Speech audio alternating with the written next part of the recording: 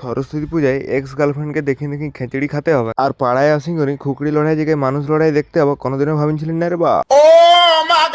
চলো খুড়ারা তাহলে ভিডিওটা প্রথমেই শুরু করা যাক। ঠান্ডায় কুকড়ি কুকড়ি বাইরে গেলেন স্কুল ঘর দিকে যাবো বলেন, কারণ দিদিমণি দায়িত্ব দিয়েছে ঠাকুর আনার। স্কুল ঘর আসেন দেখছেন কেউ আসে নাই ঠান্ডায়। দাদা আসতে হেলিকপ্টারটা নিয়ে করি চলে যাওয়া হলো ঠাকুর আনতে। তারপরে ঠাকুর গঠনকে পৌঁছিতেই এদিকে ঠাকুর গঠনের মালিক আনিখানি চাপাই দিল আমাদের মোটরসাইকেল একটা ঠাকুর। ঠান্ডায় কাঁপি আমি আর দাদা মোটরসাইকেলে ঠাকুরটাকে চাপাই নি করে জুতরি করে চলে এলেন স্কুল ঘর। তারপরে স্কুল ঘর পৌঁছি করেন ধীরে ধীরে ঠাকুরটাকে হেলিকপ্টার নিয়ে আনলোড করে রাখে নিলেন ঘরে, না মানে ঠাকুরের মণ্ডপে।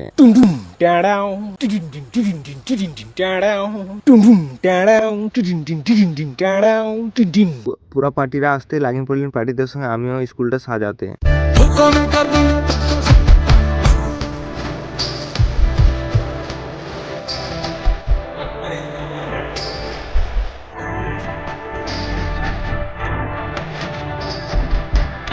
সাজানা কমপ্লিট হয়ে যেতে চলে এলেন পার্টিদের সঙ্গে ঘর, জুতরি করে চানটা করে বাইরে যাবো বলেন পূজা দেখতে। পচা মুখে গাটা ধুই করে বাইরে এলেন পার্টিদের সঙ্গে যাবো বলেন দেখতে পিটিছানা, না মানে পূজায় আর কি।